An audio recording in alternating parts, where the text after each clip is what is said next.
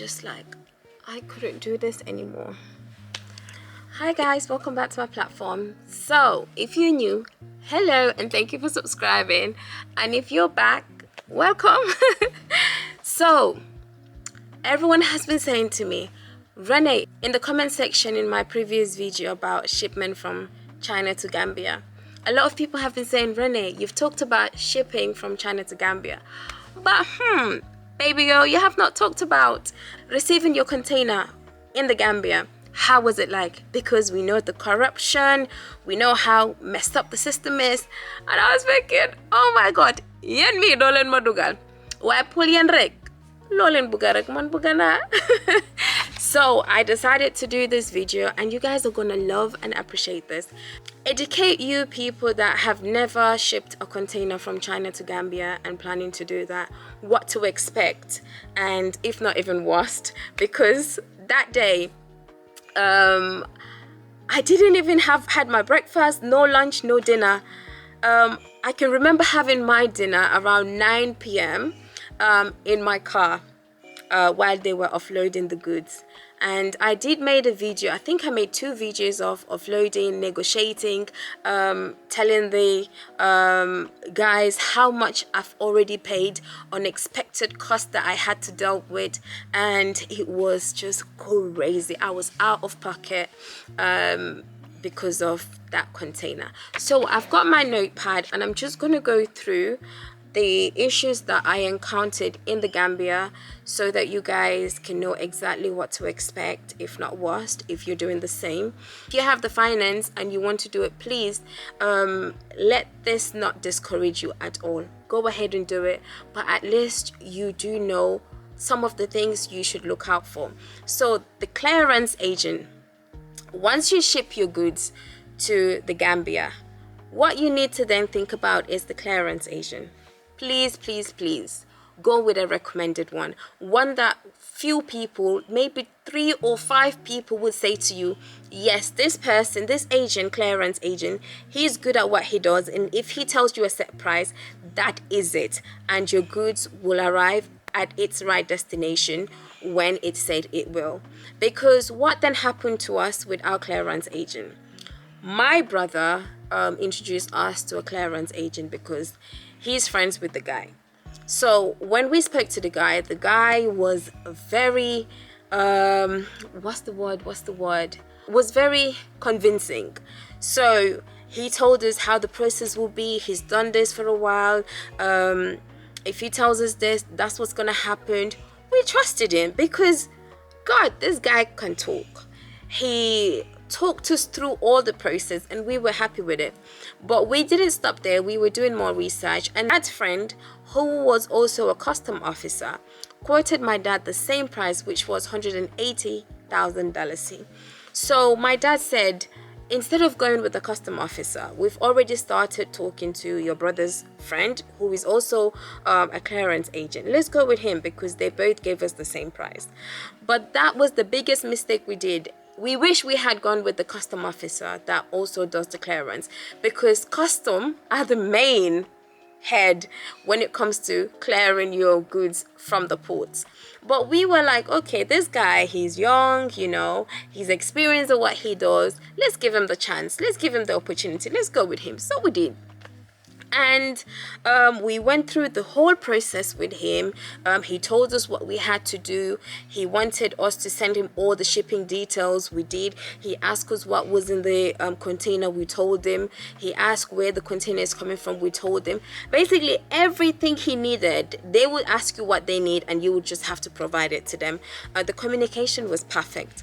We got to Gambia ourselves and then called him over to the house and then paid him the $180,000, and he said the container is there, we just need to pay it. That's when we paid him the money, and he told us exactly that we will receive the goods the next day. We were so excited, couldn't wait to open our container, as this was the first time. Ho ho ho ho ho. Fila yep nak ame. Deglulen ba. So he gave us more confidence when it comes to receiving our goods. Early in the morning, watch that video on YouTube because I did post it, me in the port. You have to wear high vis, helmet, safety boots. I was wearing a pink dress as well, so watch out for that video if you don't mind going back. Or I'll do is post the link in my description box so you can go and watch those videos to understand the process easier. So I'm looking at my notes so that I won't forget everything that I have to say. So we went through all the process, made the payment. The guy said to us, next day you will receive your goods. We waited the following day. Guess what happened? He called and said the security, which is also called douane, they stopped our goods and searched them, and they said all our goods in the container were new goods coming from China. I was like to the guy, of course the goods are new. I've already told you I'm starting a business in Gambia. I've bought ovens, I've bought battery cages, I've bought all the bakery equipments and solar panels and everything. You think I'm going to order used second-hand stuff from China to Gambia and paid so much? I said, I've told you all of this. You're now telling me that security, which is the douane, have stopped my goods at the gate because they had to search, and now they said I paid 180, which is the wrong price. For that matter, I had to pay an extra $150,000 after I've paid the 180. I said, there's no way. I said to him, I've already paid $180. This is what we talked about. I've given you all the documents that you needed in regards to these goods. And now you're telling me I have to pay another 150 and my holiday is almost, it's nearly to end. Where on earth would I get this money from? I started panicking because I knew that I had to take out my goods, I think within 7 days. If not, the container will get charged $700 a day, something like that. And I was thinking, how on earth did all of this happen? So the guy said, please, you need to bring the money. If not, your container will not come out. And I said, well, there's no way I'm paying this money.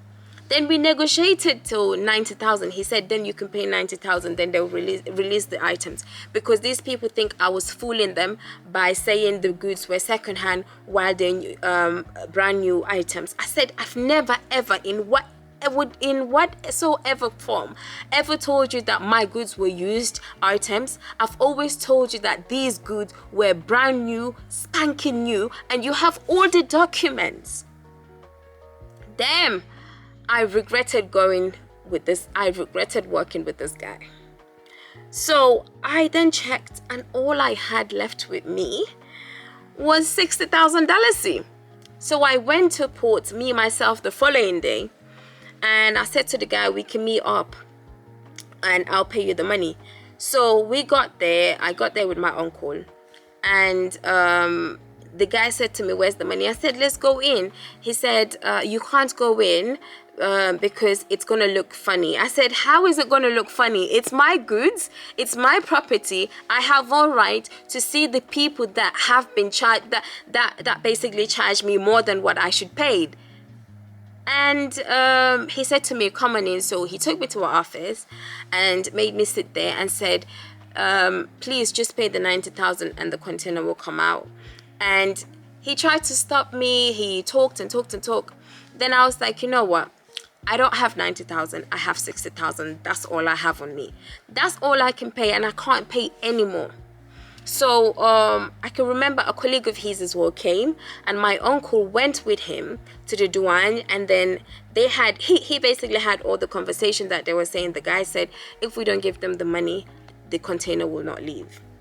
Then I gave the 60,000. He said, okay, he's going to go and negotiate with them. Thank God they accepted the 60,000.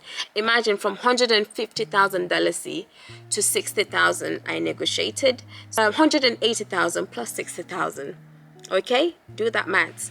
So once the goods were out, on top of that 180,000, I had to pay $8,000 for the vehicle, the truck that's meant to transport my container from ports to my house.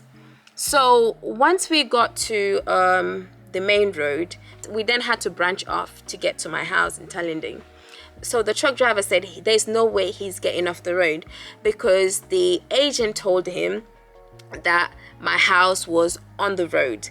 And I said, no, that's not the information. That's not the right information. My house is not on the road. It's off the road, right inside of Talinding.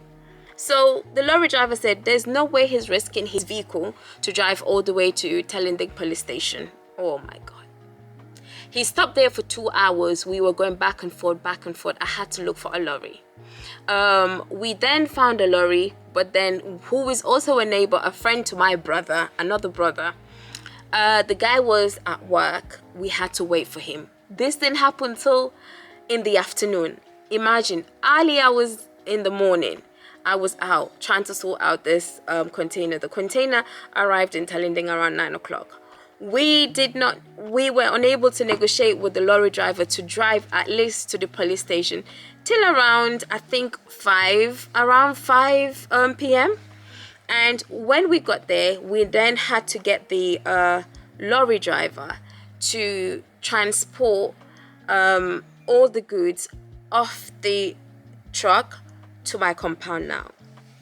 And the guys that were with the truck driver, they said I would have to pay them for them to offload my items for the second time, because if they have to offload it from the truck to the lorry, that was the payment they received from the truck to my house. So now if they have to offload it from the truck to the lorry and then to my house, then off the lorry to my house, that's another payment.